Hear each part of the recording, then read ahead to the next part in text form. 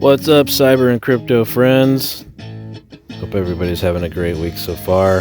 Today is Tuesday, December 17th of 2019, and this is episode number 97 of the Cybersecurity and Cryptocurrency Podcast. I'm your host, Eric English. All the views and opinions expressed in this podcast are solely my opinions and do not reflect those of my employers. If you want to follow me on Twitter, I'm at CyberCryptoGuy.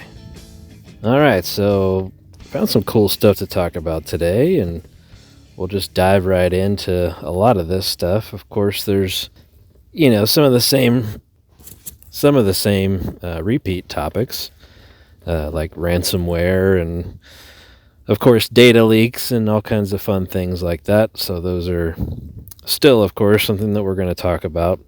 We're also going to talk about the whole Facebook debacle with employee data, and they've kind of dug into that a little bit further to find out the root cause, so we'll talk about that as well. And I saw an article today, too, about some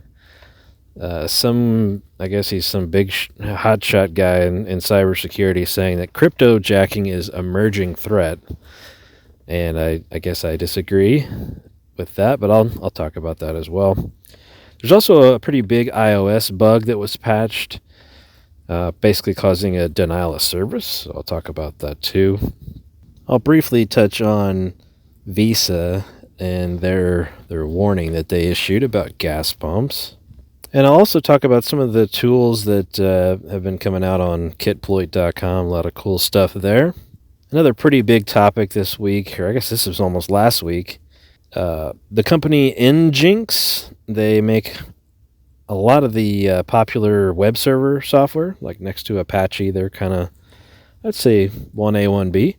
Nginx offices were raided by Russian police, so we'll talk about that as well. And we're also going to talk about the new Intel CPU attack. Just what we need, right? Another one of those. And the last thing in cybersecurity, this was a pretty weird one, but 20 VPS providers just all of a sudden shut down. So we'll talk about that and what potentially happened with them. But that's a huge number of those guys, and if you were hosting anything there, you're kind of SOL now. That's pretty jacked. Sidebar topic in InfoSec, or cybersecurity, I should say. I'm going to talk a little bit about organizational reporting structure as it relates to cybersecurity and the cybersecurity function within the organization. And I guess I'm going to give my opinions on, what the most ideal reporting structure would be. And so we'll dive into that too, because I've seen a lot of different companies doing it a lot of different ways. And I've always had the same opinion, but I'll dive into that too. On the cryptocurrency side of things, we're going to talk about how much my Bitcoin wallet hurts. Of course, the prices have been quite crappy and very volatile. Of course, that's the way it goes. But we'll definitely talk about that, what's causing all these fluctuations, and where it's hopefully going to go from here. We'll also talk briefly about Bitcoin Lightning Network and some proof of sale or point of sale systems that they're trying to implement. So we'll talk about that real quick. We're also going to talk about the Keybase airdrop. Keybase is a place where you can do secure messaging and do code repos and all kinds of stuff like that. Well, they were doing an airdrop using Stellar, and that was quite the fiasco. So we'll talk about that too. And that's essentially it for the cryptocurrency side of things. So let's dive right in here to some cybersecurity topics. I saw this one today, Blue Cross Blue Shield. Apparently there's a whistleblower that was warning the public about some cybersecurity vulnerabilities that are apparently abundant at Blue Cross Blue Shield. This one's interesting because, the whistleblower types oftentimes get a bad rap. And what do? Do you believe the whistleblower? Is the whistleblower trying to make somebody look bad? Are they doing something that might benefit them? It's hard to say, really. But basically the whistleblower said that he's concerned, or he or she is concerned, about some of the systems that Blue Cross Blue Shield left vulnerable to attack, and they were neglecting to make a whole bunch of important changes and updates and patches and all kinds of good stuff like that. And apparently there were some internal documents that were leaked as a part of this, and there was all kinds of warnings to executives stating that 200,000 vulnerabilities were deemed critical or severe, and those 200,000 were basically just not addressed by anybody. They were just sitting there. They weren't getting patched, and they were ignoring it for the most part, it looks like. It also shows that some of this vulnerability stuff goes all the way back to August of 2018. So apparently the cybersecurity engineer there was running some sort of vulnerability scans, and he's realizing, oh my God, there's so many vulnerabilities that I got to tell all these executives, and then the executives ignore him. Oh, now he's going to go blow the whistle and warn everybody. So anyway, that was a quite interesting topic. I mean, you can think of like Edward Snowden comes to mind. That was a massive whistleblower thing. Of course, totally different than this. But that was kind of the first thing that came to my mind when I saw that. But, to see that Blue Cross Blue Shield is doing this and, not addressing vulnerabilities, I can't say that I'm too terribly surprised, and I hate the fact that that's true, but that's the world that we live in nowadays. If it doesn't affect the bottom line, most of the time executives don't care. They don't care to fix it. IT is just a burden. It's an overhead expense.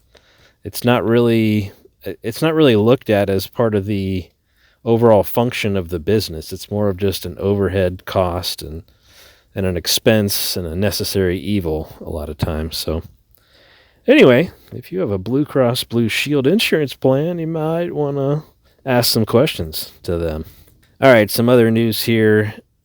This was just an interesting one. I don't know a lot about it, but apparently there's this Chinese company / product called Light LN, or Light in the Box. Light in the Box. And they apparently leaked 1 terabyte of customer data online. So, of course, that's a pretty big leak there, but I've never even heard of this company, but apparently it's a Chinese retailer, Supposedly they got a pretty big North American fan base, but I've never heard of these people. Light in the Box. So anyway, 1 terabyte of data was leaked from those guys, so not a good look for them. And speaking of data leaks, the whole Facebook thing with employee data getting leaked. So they kind of dug in, the reporters did, and they found that a hard drive was stolen from an employee's car, smash and grab kind of situation. And these records were on a hard drive that was completely unencrypted. Whoopsies. My questions are, why would anybody be taking HR data outside of the network? And especially if they were going to take it outside the network, why was it not encrypted? I just question what was the need to be taking that information off network? That's the part I'm really concerned about. And I don't even work for Facebook. But that's certainly unfortunate there. But smash and grabs happen all the freaking time. I mean, that's such a common thing. And you would think that as, anybody working in IT in general, if you're going to leave a backpack in a car, guess what? Your car is going to get broken into, and your laptop and your backpack are probably going to get stolen. It seems very obvious to me, but maybe that's not so obvious for others. But anyway, I thought that was interesting that they got it from a smash and grab. And it's actually kind of surprising too that the people that did the smash and grab actually looked at the contents of the hard drive. I was always under the impression that the people that are doing the smash and grabs don't give a damn what's on the hard drive. They just want to go make some money off of pawning the thing. So that was interesting that they actually looked at the contents there. All right, I saw some other news here about cryptojacking. There's a guy named Jeff Wilbur, and he's basically saying that it's an emerging threat that parallels the rise of cryptocurrency, but has flown largely under the radar. I couldn't disagree more with that statement. Cryptojacking's been around since crypto mining, was even available. Really, yeah, we're getting more of it now, but it's been prevalent for at least the last year and a half, 2 years at least. I mean, I remember instances of it further back than that, but this guy's saying it's an emerging threat all of a sudden. It's December 2019, guy. I'm sorry, but that's been a threat for quite a while now. It's not just an emerging threat.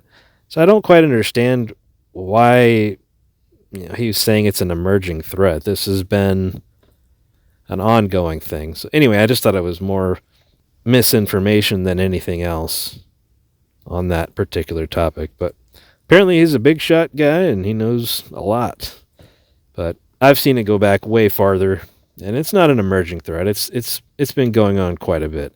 The deal now is though that we're able to catch it more. We're learning about more of these instances that have happened. So maybe that's what he thinks is the emerging threat.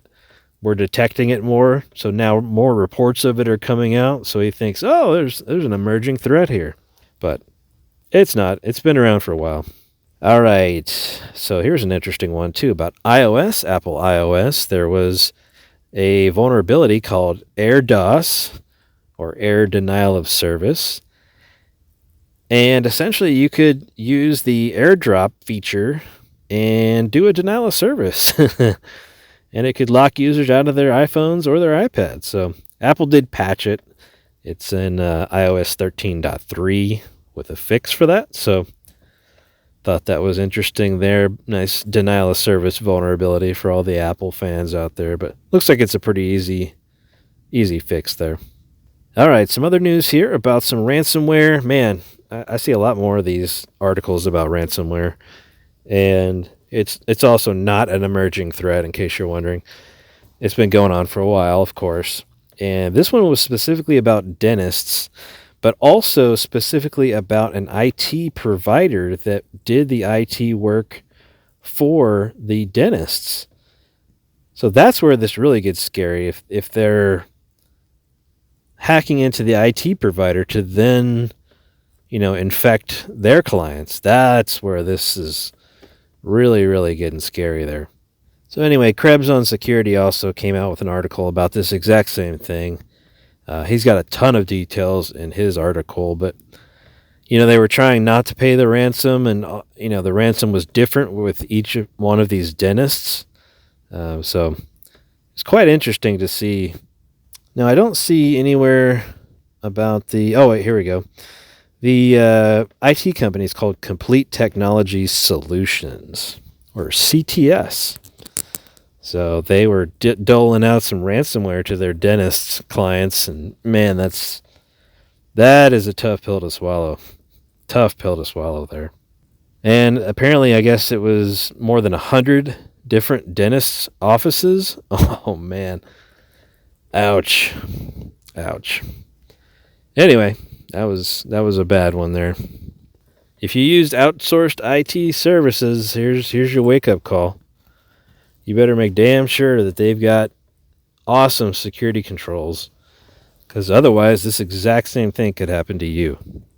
And it's quite common, unfortunately, but this is the world that we live in, and really the IT providers should be very much concerned about security, because they do touch so many different networks and they have remote access a lot of the times, and so they should be using two-factor, and they should be ensuring that their passwords are good and that they're encrypting data every chance they get, and they're not plugging in malicious flash drives on accident or whatever it is. So anyway, you would think that these IT providers would do that kind of stuff, but unfortunately, and apparently, they do not in all cases. Oh, real quick, I saw this one too about some GDPR.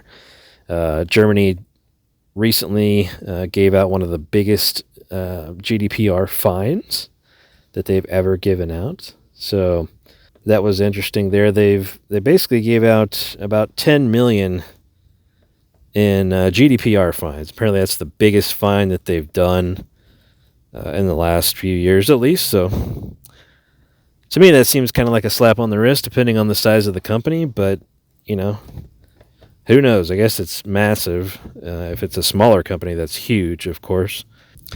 I saw some other news here about Visa, and you know how I love those warnings that they come out with. Well, Visa is now warning of point of sale malware incidents at gas pumps across North America. Come on, guys. Seriously, is this a new emerging threat too? Seriously, man, this has been around forever. Why are we just now getting a warning from Visa about this stuff?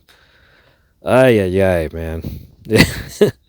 Makes me laugh because it's just such a joke. It's like, dude, this has been going on for so long. Where the hell have you been?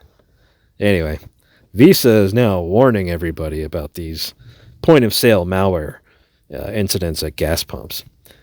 Again, just reinforces the fact why you never use your debit card. Ever. Always, always, always use that credit card. All right, I saw some pretty cool tools out there on Kitploit too. Exploitivator was one of them. It's an automated Metasploit scanning and exploitation tool. That was really cool. I've tinkered around with it a little bit, and that's some pretty slick stuff there. I've been a real big fan of all the stuff that's out there on Kitploit, and every time I look out there, there's something cool out there that I haven't ever seen before. There's also what they call Cyber Range. It's an open source AWS Cyber Range for testing your cybersecurity skills, apparently, and this is also out there on kitploit.com.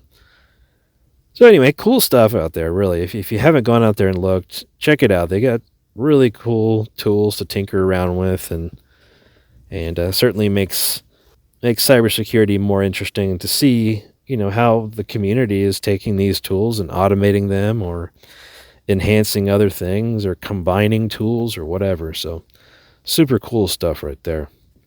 All right, so I mentioned at the top of the show that Nginx was raided. The Moscow office in Russia was raided. And, they're a massive web server company.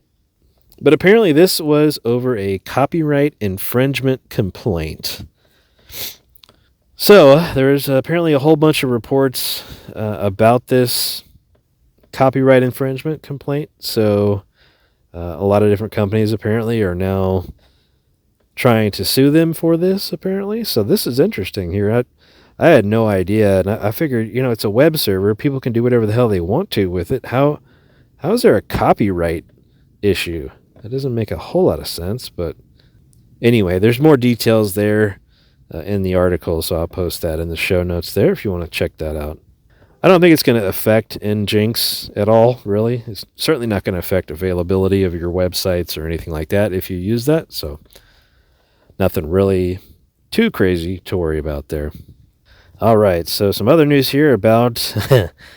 We remember Spectre Meltdown, don't we? Well, here's some other news here about an Intel flaw that affects a bunch of the modern Intel CPUs, and they're calling it a plundervolt attack, where they can basically undervolt the CPU, not give it as much voltage as it needs to, and then use that to steal highly sensitive information. So, hey, there you go, Intel. There's another one for you. Rack that up with your Spectre and Meltdown issues, too.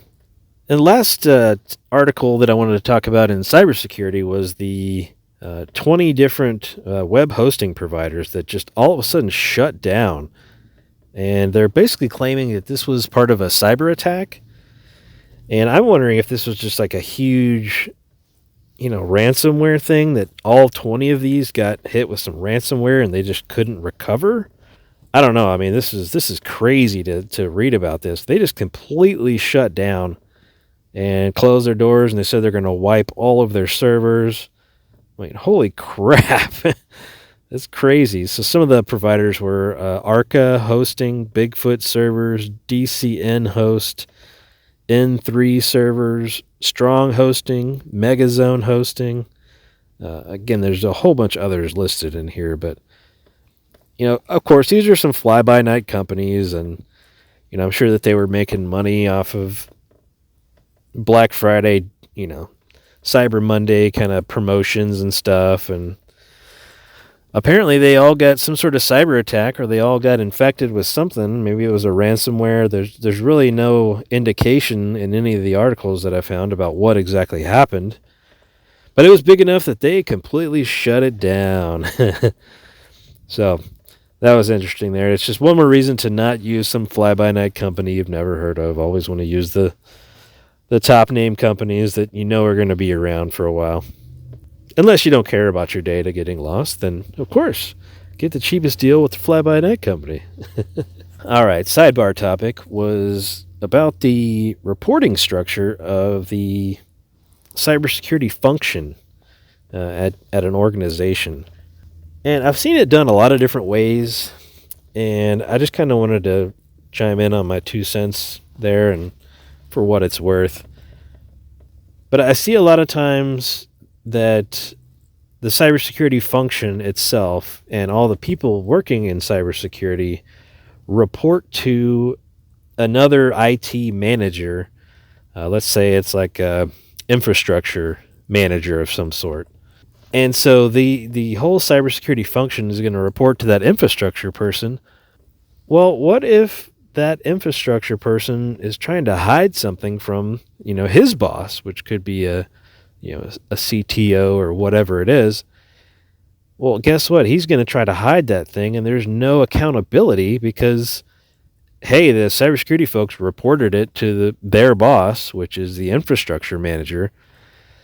And that infrastructure manager could decide to, hey, I'm not going to share this. And if you go say anything to the CTO, I'm not going to give you a raise or a bonus this year. I mean, there's a lot of things that I think could come out of that kind of stuff. And that's, of course, I'm worst case scenario guy, and I get that too. But those are the kind of issues that I see with a lot of the reporting structures out there for cybersecurity. In a perfect world, if everything is great and grand and wonderful, in a perfect world, cybersecurity is its own little silo, and it should be reporting directly to CIO, CTO, CISO, whatever it is. But there shouldn't be anybody in between that could, especially somebody that could, influence some of the things that get reported to that CIO.